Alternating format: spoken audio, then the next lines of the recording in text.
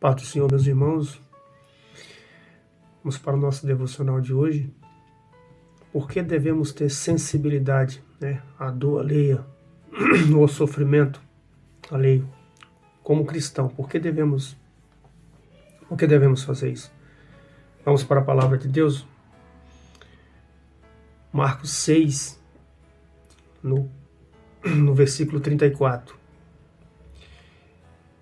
E Jesus, saindo, viu uma grande multidão e teve compaixão deles, porque eram como ovelhas que não têm pastor. E começou a ensinar-lhes muitas coisas. Vamos aqui para o nosso ensino, aquilo que eu pensei aqui para falar para os irmãos. Como cristão, devemos ter sensibilidade ao sofrimento alheio, porque isso reflete o amor de Deus em nós. A compaixão e a empatia são atitudes centrais no ensinamento de Jesus. Ignorar o sofrimento dos outros é o oposto do que ele viveu e ensinou. Então, se nós conhecemos a Jesus verdadeiramente e queremos praticar as verdades que tem na palavra de Deus, nós precisamos nos colocar, ter a empatia. Hoje em dia, dentro das indústrias, nas fábricas, fala muito sobre isso. A empatia é você se colocar no lugar da outra pessoa, caminhar um pouco do que ela caminha, entender por que ela está fazendo aquela situação. Senão, se você não perder, ou se você não investir esse tempo, não é nem perder, é investir esse tempo, você não vai conseguir ter essa sensibilidade, E por que Jesus foi compassivo? Jesus sempre demonstrou sensibilidade e sofrimento. Tem muitos exemplos aqui, Ele chorou com os que choravam. João 11:35. Depois você pode olhar. Curava os enfermos e consolava os aflitos, por onde ele passava. Alimentou multidões famintas. Muitos dos que caminhavam com eles só tinham o desejo de querer alguma coisa para se alimentar. Não sei se devido à ignorância do tempo ou à dificuldade mesmo, mas muito daquela multidão talvez nunca tenham tido um milagre espiritual. Talvez só seguiam porque tinham a necessidade do alimento. E ainda assim, ele os alimentava. Teve compaixão dos marginalizados como leprosos, pecadores e excluídos.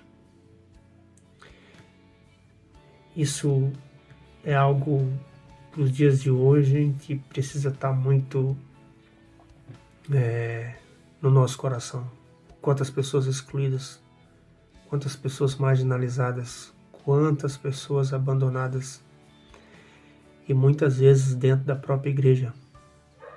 Elas estão ali, muitas vezes elas ficam num canto lá, mas elas não conseguem ter relacionamento, não conseguem ter comunhão. Será que a culpa é só dela? Ou será que nós estamos trilhando um caminho oposto daquilo que Jesus nos ensinou? Porque se no exemplo e na caminhada do que a gente está fazendo, as pessoas não observarem o amor de Deus nas nossas vidas, como elas vão se aproximar? Como elas vão se achegar até nós? Será que essa liberdade ela está sendo flexível para que as pessoas possam se achegar até nós? Sabe? Precisamos pensar sobre isso,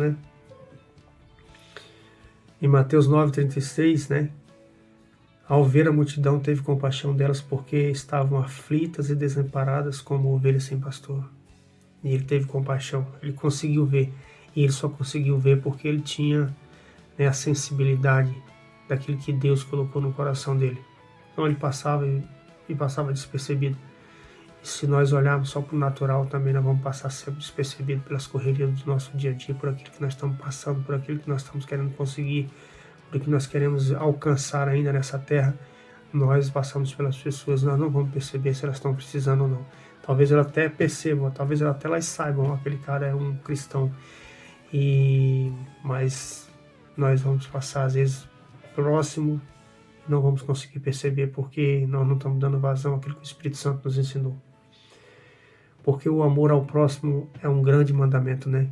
Ao Gálatas 6:2, levai as cargas uns dos outros, e assim cumprirei a lei de Cristo. Pesado isso, mas é uma grande verdade. Romanos 12:15, alegrai-vos com os que se alegram e chorar com os que choram. Sabe?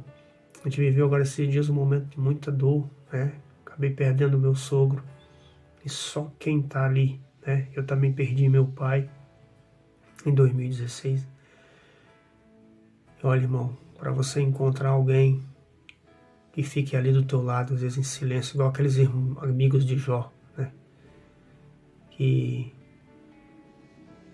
cobriram ali de cinzas, eu não sei o que eles faziam direito na época lá, mas eu sei que eles tinham um ritual que eles faziam e ficaram ali quieto, só ali perto, porque muitas vezes, irmão, não é por tanto falar, não é a palavra, é a companhia, é a presença da pessoa ali, e o Espírito Santo, ele atua nesses momentos.